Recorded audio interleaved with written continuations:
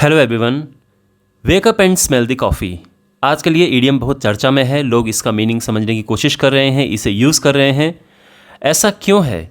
आजकल पॉपुलर ये इसलिए हो रहा है बिकॉज हमारे external affairs minister doctor S Jaishankar ji, उन्होंने इसे एक प्रेस कॉन्फ्रेंस के टाइम पे यूज़ किया। कहाँ पे किस जगह यूज़ किया, अगर आप इसे सर्च करेंगे तो आपको सारा समझ आ जाएगा। इस वीडियो में मैं बस आपको ये बताऊंगा कि इसका मीनिंग क्या है, एक्सप्लेनेशन और कुछ एग्जांपल्स के माध्यम से बताऊंगा कि इसका आप यूज़ कैसे करें। इसका मतलब होता है कि सच्चाइयों से आगाह अपने आप को करना, सच्चाइयों से अपने आप को अवेयर करना, जागरूक करना कि हाँ भाई ये सच्चाई है। अगर आप किसी को ये कहते हैं wake up and smell the coffee, यानी आप उसको ये कह रहे हैं कि भाई तुम किस ख्याल में हो, जो सच्चाई है उसको जानो, उसे समझो। फॉर एग्ज़ाम्पल, कोई पर्सन इलेक्शन लड़ रहा है और उसको ये लग रहा है कि भाई मेरे पास तो इतने सारे लोग हैं, इतना सारा सपोर्ट है, मैं तो जीत जाऊंगा इलेक्शन। तो आप उसको ये कहोगे wake up and smell the coffee. Reality कुछ और है। आप ये मत समझो कि सभी लोग जो अभी तुम्हारे साथ में हैं ये तुम्हें सपोर्ट करेंगे एंड तक।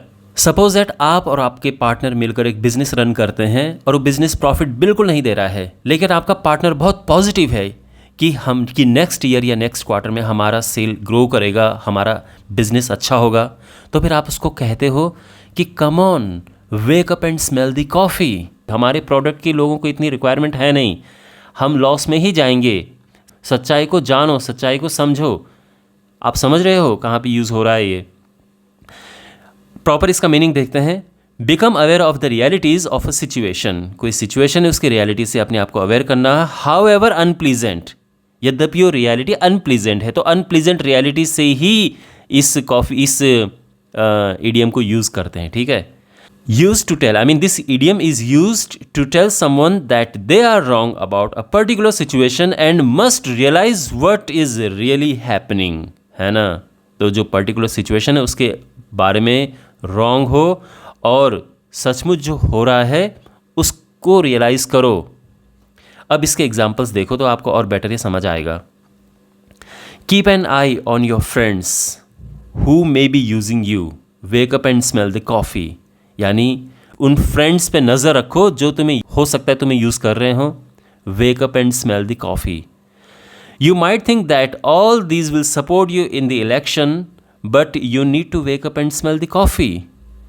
Most of them might end up supporting the other candidate. तो आप समझ गए ना, यहाँ पे अभी थोड़ी देर पहले मैंने आपको एक्सप्लेन भी किया था। It's time you woke up and smelled the coffee, Mr. Ravi. We are just not getting enough business anymore. है ना। तो आपका कोई पार्टनर है, कोई बिजनेस पार्टनर, आप उसको कह रहे हो कि अब ये समय आ चुका है। जब हम कहते हैं ना इट्स टाइम, इसका मतलब ये समय आ चुका है। You woke up and smelled. अच्छा, आपको ये लग रहा होगा कि यहाँ पे हमने सेकंड फॉर्म क्यों यूज़ की है। उसका रीज़न ये है कि जब भी हम इट्स टाइम लिखते हैं तो इट्स टाइम के बाद सेकंड फॉर्म यूज़ करते हैं। जैसे अगर आपको कहना है कि अब समय आ चुका है कि हम लड़ना झगड़ना बंद कर दें, तो क्या कहोगे? It's time we stopped fighting. तो जब हम कहते हैं ना इट्स टाइम, उसके बाद वर्ब की सेकंड फॉर्म यूज़ होती है। Okay, It's time you woke up and smelled the coffee, Mr. Ravi. We are not just getting enough business anymore. तो आप समझ गए होंगे इसको कहने का क्या मतलब है। तो आई होप आपको समझ आ गया होगा इस इडियम को कहाँ पे यूज़ करना है। एंड अगर आपको वीडियो अच्छा लगा है, चैनल को सब्सक्राइब करें, वीडियो को ज़रूर शेयर करें अपने फ्रेंड्स के साथ में। मिलते हैं अगले वीडियो में। Take care.